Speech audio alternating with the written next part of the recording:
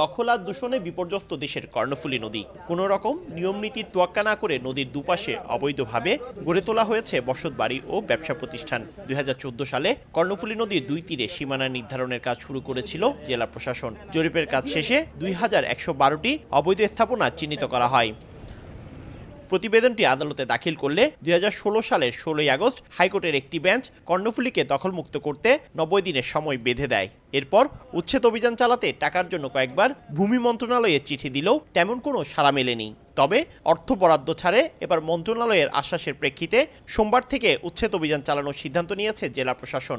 চট্টগ্রামের সকল জনসাধারণ, সরকারের বিভিন্ন পর্যায়ে, রাজনৈতিক মহল, সকল জায়গা থেকে কিন্তু আমাদের একটি সমর্থন রয়েছে এবং আমরা বিশ্বাস করি যে চট্টগ্রামের যে লাইফলাইন সে কর্ণফুলী নদীকে আমরা রিকভার করতে পারবো।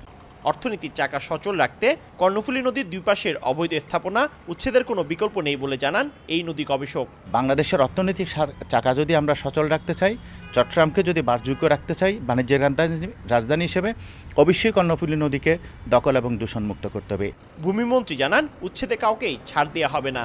কে কি বাধা দেবে আমাদের সেটা বিষয় না, সরকারের সিদ্ধান্ত সুপ্রিম। আমরা এই ব্যাপারে একেবারে স্ট্রিক্ট। দীর্ঘদিন পর শুরু হতে যাওয়া উচ্ছেদ অভিযানের মাধ্যমে অবৈধ স্থাপনাহীন কর্ণফুলী তীর প্রতিষ্ঠা আলোর মুখ দেখবে বলে প্রত্যাশা চট্টগ্রামবাসীর। পার্থপ্রতিম বিশ্বাস, সময় সংবাদ, চট্টগ্রাম।